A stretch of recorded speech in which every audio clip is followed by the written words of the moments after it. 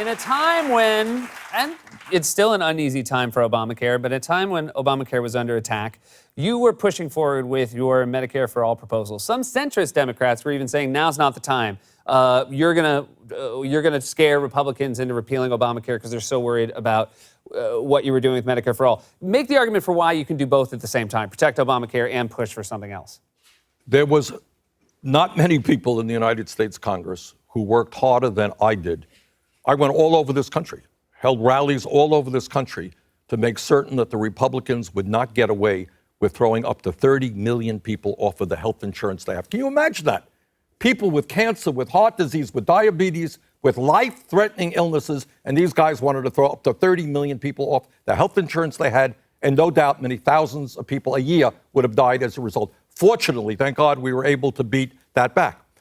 So I did everything that I could to protect the Affordable Care Act. But what we also, all of us understand, is the Affordable Care Act is not good enough. We have got to do more. You have 28 million people in this country today who have no health insurance. You have even more who are underinsured with high deductibles, high copayments. We pay the highest prices in the world for prescription drugs. 1 out of 5 people can't even afford the medicine their doctors prescribe. We have got to do more. We have got to do what every other country does, and that is get private insurance companies out of health insurance, guarantee health care to all people. And the best way that we can do it, we have a successful health care program now. You know what the most popular health insurance program in America is now? Take a guess. Medicare. That's it. He's a smart guy. All right. It is. It's Medicare. So if Medicare is working, if seniors feel good about Medicare, why don't we expand Medicare to all of our people? And that is the legislation that I've introduced over a 4-year period. We would make sure that every person in this country had health care as a right. We would save middle class and working class people substantial sums of money by doing that. Fantastic. So you, in your traveling around, many people consider you a voice of the working man.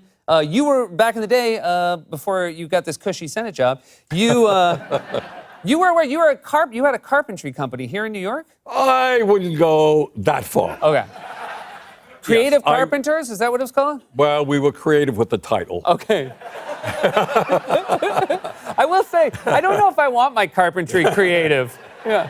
I was able to bang nails, and I did that in Vermont when I was up in Vermont. It was a lot of fun. I worked for a small contractor guy who built homes. It was a lot of fun banging nails and putting up roofs and all that stuff. But was that about the height of your carpentry skill? You will not find my creative carpentry in your local fine furniture store. That I can guarantee you. That's a chair Bernie Sanders made. Don't sit in it. Don't laugh. Also, I'm happy to hear that you have been a frugal person for your entire life. Is that safe to say? Yeah. And some old friends of yours were talking about you back in the day in Vermont, that you had you would cook over something that they called Burno. Will you explain what Burno is? Well, I don't know what even existed. You know what sterno is? Sterno, yeah. It's sort of like camping food, basically. Yes. So this was a variation of that using toilet paper, I might say. Pouring some stuff on it, we would cook on that.